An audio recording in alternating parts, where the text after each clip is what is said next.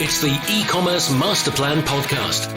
Here to help you solve your marketing problems and grow your e-commerce business. Cutting through the hype to bring you inspiration and advice from the e-commerce sector and beyond. Here's your host, Chloe Thomas. Hello, I know how much you just love to learn more about Google Ads and SEO, so you're really going to love this episode.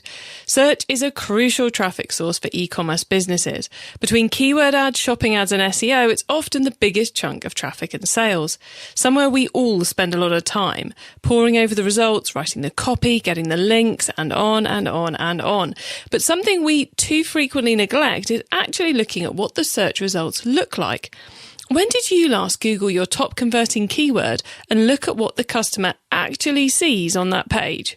If it was less than a month ago, congratulations, you are very far above average in doing this. In this episode, we're going to be getting deep into what happens on those search results pages and how customers are using them to make their buying decisions. So this is definitely a must listen if you're spending any time or money on search traffic. Without the sponsors, the podcast wouldn't be possible, so please do check them out. This episode is brought to you by SendPro Online from Pitney Bowes. SendPro Online makes it easy to save time and money no matter what you ship or mail. Print shipping labels and stamps right from your desk. With the SendPro software, you can compare rates between shipping carriers and gain access to special USPS savings. Try it free for 30 days and get a free £10 scale, but only when you visit pb.com/masterplan. That's pb.com/masterplan. Today's guest expert is Adrian Rowe from RedC Marketing. Adrian is a lifelong, passionate direct marketer. He cut his teeth in the world of big catalogue marketing, so think of things like Great Universal, and for more than 2 decades has been leading the team at full-service marketing agency RedC, where he and his team have worked with many a high street and home shopping retailer to create more effective communications by getting under the skin of customers and prospects. And if that doesn't convince you of his expertise, here's the social proof bit. He's been made an honorary Life Fellow of the Institute of Direct and Digital Marketing. That's the IDM here in the UK. Hello, Adrian. Hi, Chloe. Thanks for having me on.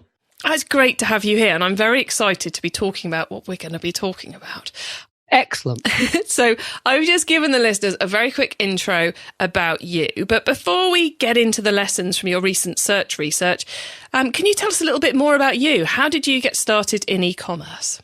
Sure. Well, as you alluded in your very kind introduction, you could say that I've always been in e-commerce because I started in marketing pre-internet. And my early career was spent in home shopping companies. So, as a marketeer using catalogues and databases to market to customers.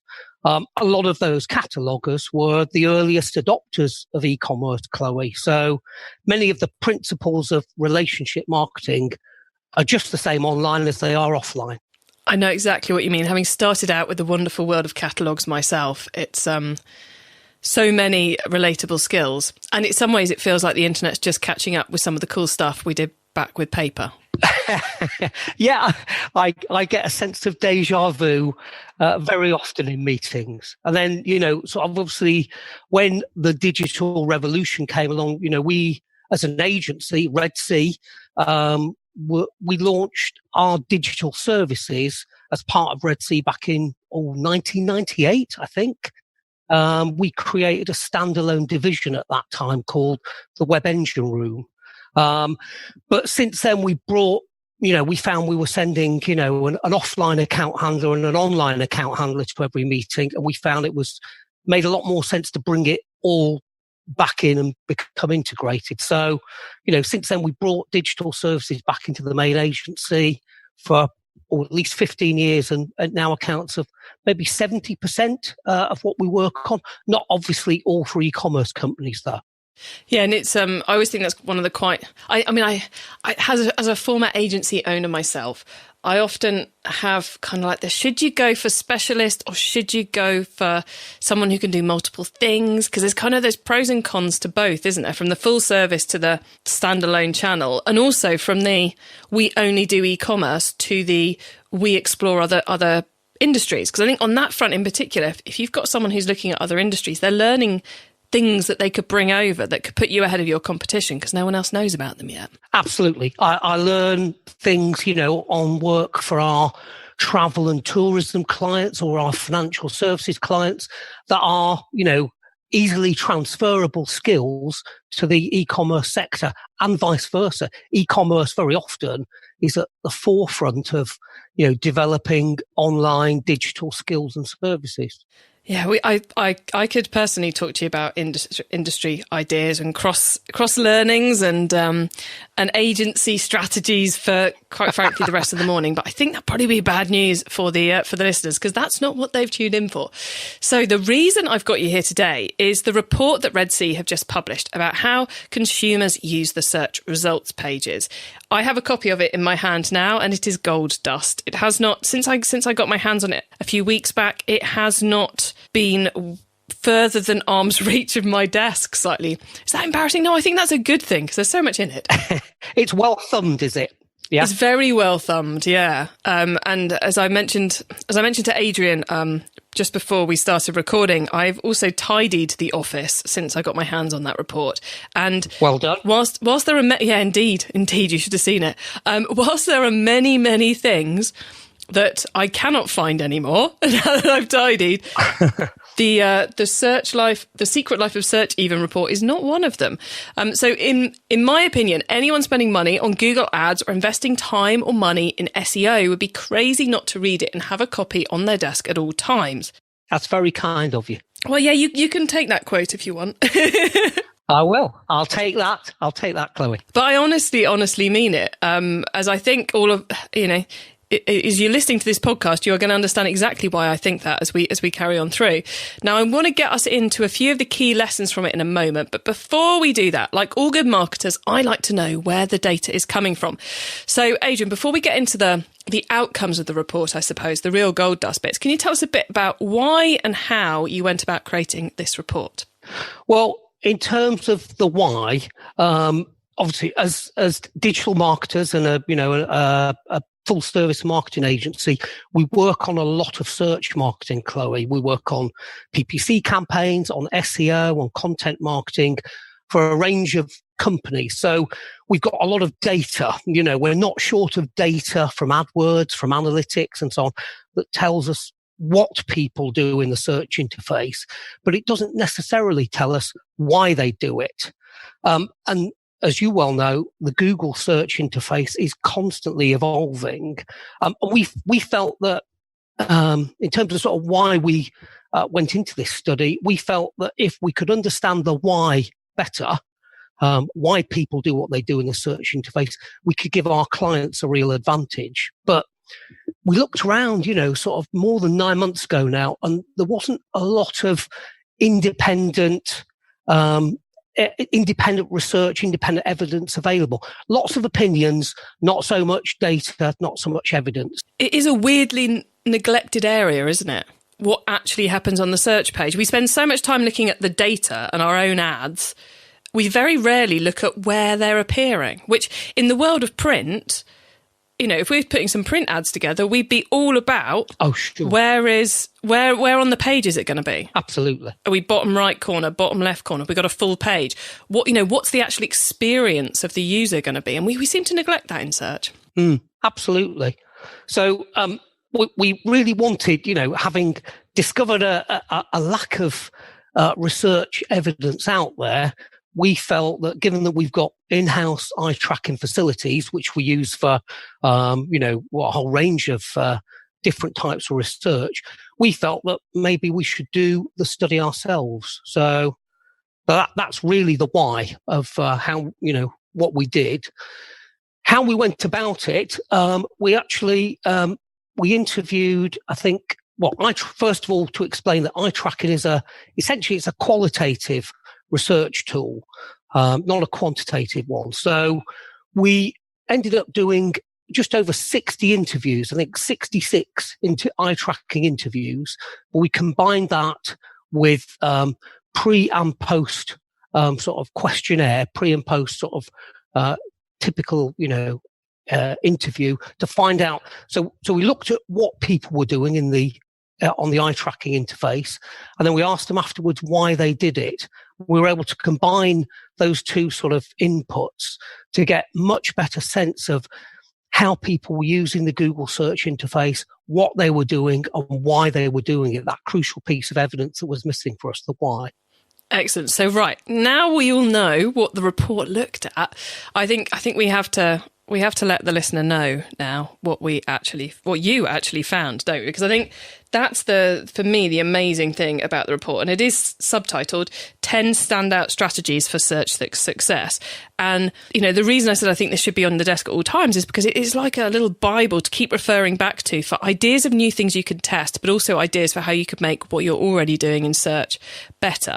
Rather than me regurgitate the whole thing, Adrian, because you've been living and breathing this for a while now. Do you want to give us a couple of the kind of key standout strategies for e-commerce businesses that come out of the report? Absolutely.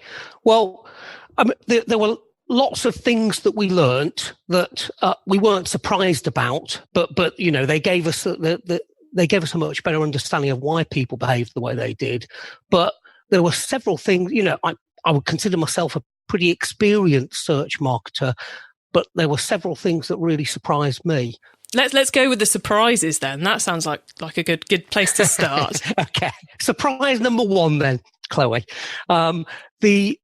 The overwhelming click choice given to trusted, familiar, credible brands. So, we've made that number one in the report, brand trust. I kind of knew, that sort of well-known, well-trusted brands would have an advantage in the search interface. I don't think any of us realised just how big an advantage that was until we actually did the research. Something like, over 80% of all the clicks that we observed and that we eye-tracked across all of the sectors, and when we did, a dozen or so different market sectors, over 80% were on trusted brands, familiar brands. We're saying on that front, just to make sure that the listener fully gets this, we're saying that if someone was searching for, party food, for example, and M&S is there, Marks and Spencer's, and someone they've never heard of is there, the great majority of the time they're going to click on Marks and Spencer's, no matter where it is on that first view, just because they recognise the brand. Absolutely. So it's an easier. We're all looking for shortcuts in our lives, aren't we? And especially on the Google search results interface, we're definitely looking for shortcuts. And if we can see, if we're looking for some, a product, we can see a brand that we trust, that we've used before, that we've seen advertised on the TV, then it's an easier click decision to go and take a look at what they've got. So I guess that's kind of the multi-channel marketing bonus coming into the search results, isn't it? It's if you are sending your customers emails on a regular basis, you're on social media in front of them on a regular basis, you're doing magazine ads, you're doing maybe postal mailings, you're doing TV ads, then that increase in brand recognition will pay off when they're looking for something you sell. It definitely will. It's all about what you do away from the search results interface that influences the way people behave when they're interacting with their Google search results. And was there any difference between ads versus natural listings on that front, or is it exactly the same kind of impact? It is exactly the same. I mean, one of the other things that we saw, which really surprised us, was how interrelated the PPC text ads, the Google Shopping, the organic results, they're all working together. Even, perhaps images that appear, they're working together to increase the likelihood that a customer will choose your brand, or a searcher will choose your brand to investigate rather than another one. So it's actually, it's becoming, because Google's able to present such a sophisticated array of different types of results to you, the way they work together is really important. So, I mean, I'm sure you've had the debate with clients as many times, probably far more times than I have, of do you or do you not bid on your own brand name? And the argument is, it's an insurance policy and it gives you a greater ownership of the search results page pixels, I suppose, the space on the page. Is that where this benefit comes from being interrelated? Come on, Chloe. Interrelated search results in terms of if you're coming up in multiple different places, be it maps, be it product listing ads, be it natural, that gives you more space and therefore you're more likely to get the click? Or is it that they're seeing you more often, therefore that brand recognition goes up? It's a bit of both. I would recommend that you always bid on your own brand terms, because typically they are the final click in a sort of a multi-click search journey. So you might start by, looking for party dresses, and look at some of the, search results, or, men's denim shirts, look at some of the search results, get an idea of who's got offers that you might be interested in. Then potentially click on a familiar brand. You might then go to that website, have a look around, maybe come back again, look at some others. But eventually you're going to key in the brand name and you're going to convert on the brand name. So not maximizing your real estate by, running paid search ads for your own brand is a crazy decision, really. I'm glad we're in agreement on that one. Okay, we were working our way through the surprises. So what's surprise number 2 for you from the report? Well, I think for e-commerce brands, the influential impact of Google Shopping is a really big. It's possibly expected that Google Shopping performs well. We're seeing the proportions of Google Shopping amongst e-commerce brands growing, but the degree to which it influences other clicks. So, to a certain extent with eye tracking, one of the things that we can do is we can measure attention and we can measure action. So we can identify what people looked at and how much time they spent looking at it within the eye tracking interface. But we will also then look at what they acted on, what they clicked through on in this case. And one of the things that Google Shopping clearly influenced was the degree of attention given to a particular brand or a particular product or a particular style, even if it didn't earn the click. So we saw a lot of evidence that Google Shopping was influencing paid search clicks, organic clicks. It was influencing a whole range of different behaviours. So a customer might search on, say, red dress, and they're seeing text ads and organic results for, say, ASOS and Marks and Spencer's or something. And then they're looking at the Google Shopping campaign results, those pictures of the products, seeing M&S and ASOS there, and then that's what's influencing what they end up clicking on. Yes. Is that what we're saying? Wow. Absolutely. Okay, so we've done 2 surprises so far. Takeaways from that are that investment in other marketing and brand awareness increases the click-through rate on your search results, which is pretty cool. We've had kind of like the bonus tip that you need to be bidding on your brand, which, hey, I'm converted. I was already converted, but hey, hopefully we've converted a few more people to join us in this. And then the second one was that the simple appearance of your products in the Google Shopping campaign results section of the search results leads to greater numbers of clicks on your other search listing pieces, so your ads and your SEO. Now that's some pretty awesome takeaways already, but have you got one more of these surprises or one more top takeaway from the report before we head in to the top tips round? Yes, absolutely. I'll give you one more that's highly relevant for e-commerce brands, and it's about the degree to which people use visual aids within the search interface. So, Google's interface constantly evolving, throwing in featured snippets and shopping and so on, and the image pack, midway down the interface,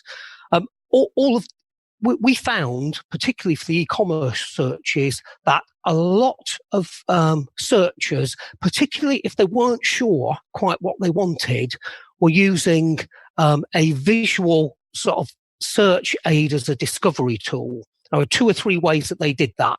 One of the big surprises for me was how many of our respondents, how many of our research respondents actually clicked on either the shopping tab or the images tab.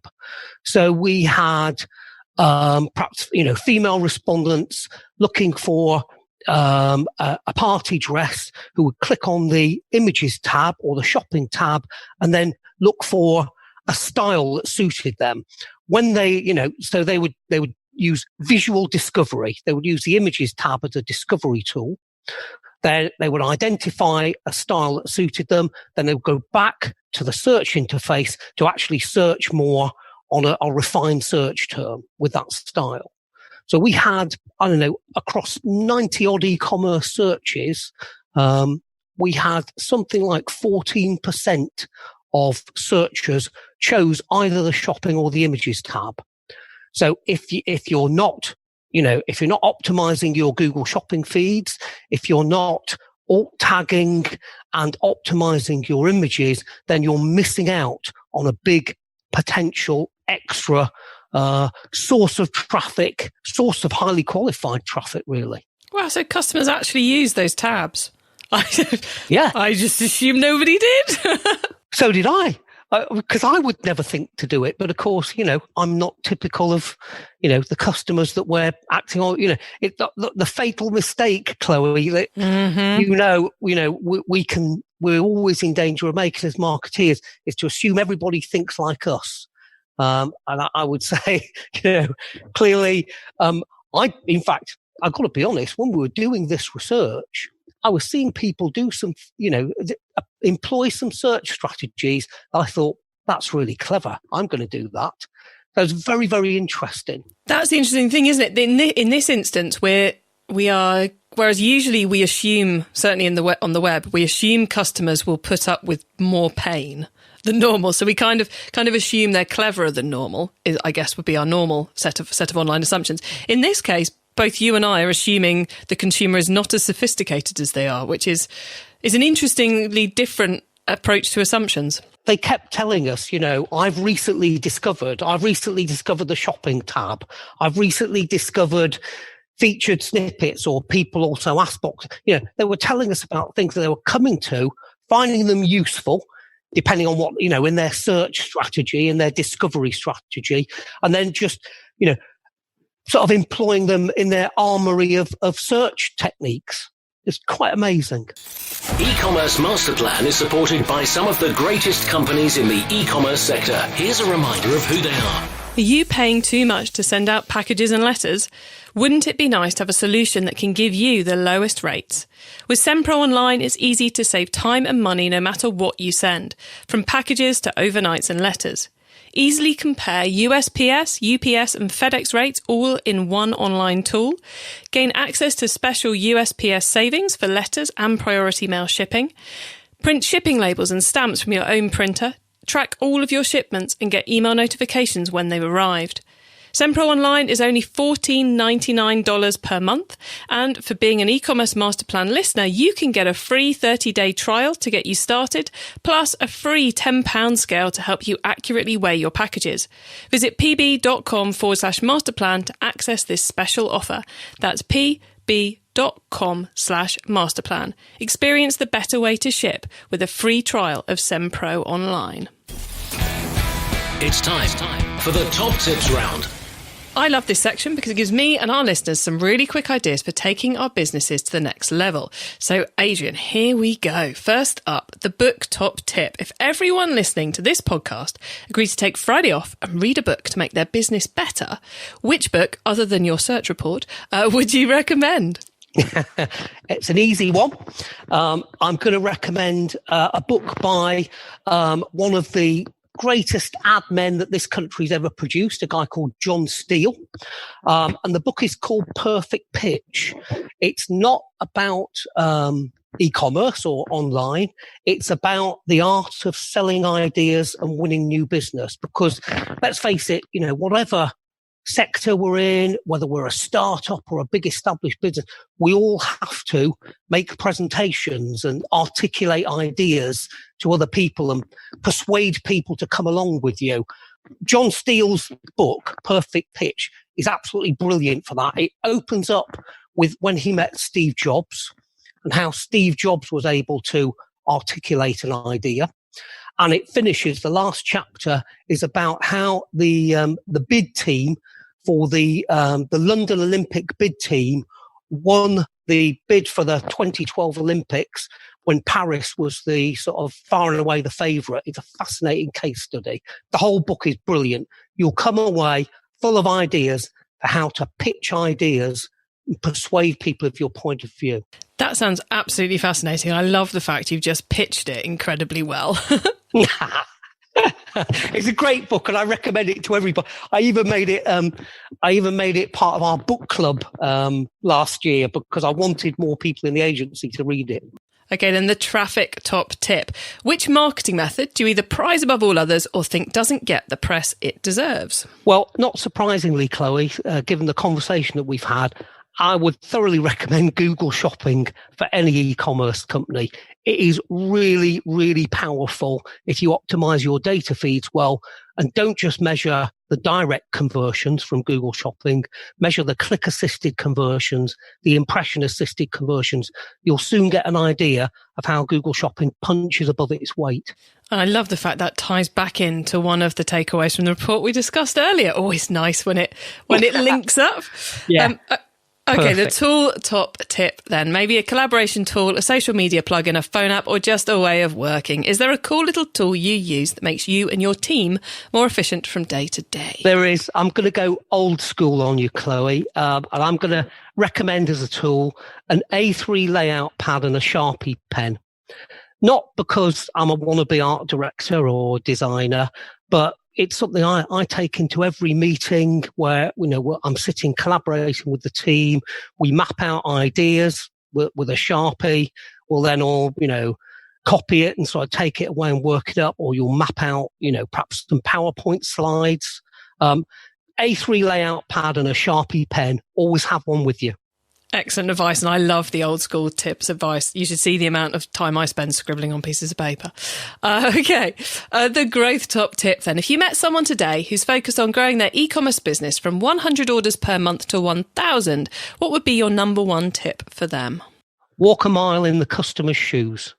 I've lost count of the number of times that we've become a customer for a brand that we are working on or, are considering using our agency. And we've discovered that the customer experience isn't remotely what the marketing team is that think it is. So, I would recommend for any business wanting to grow that the first thing they do is literally shake off all their preconceptions, go online and place an order and see how that order is delivered through the post or whatever. Walk a mile in the customer's shoes. Another great piece of advice. Well, look, Adrian, before we say goodbye, could you please let the listeners know where they can find you and your business and that marvellous report on the web and social media, please? Of course. The Secret Life of Search white paper is available free to download on our website. So you can find us at redcmarketing.com, and that's the letter C, redcmarketing.com. We're also on Twitter, we're on Facebook, we're on LinkedIn, we're on YouTube. You can connect with me on LinkedIn, Adrian Rowe, R-O-W-E. And you can also find the Secret Life of Search slides on SlideShare too. So if you search for RedC Marketing on SlideShare, you'll also get the slide version of the white paper.